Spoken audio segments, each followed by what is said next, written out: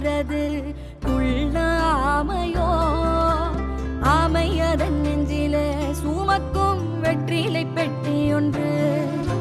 யார் கண்ணும் படாமலே பதுங்கும் ஓடத்தின் ஓரம் சென்று வான நட்சத்திரம் போல் பூட்டொன்று கொண்டந்த மாயப்பெட்டி பூமியை போட்டிக் கொள்ளும் அளவு வெற்றிலை பற்றும் பெட்டி செல்லமே வாணி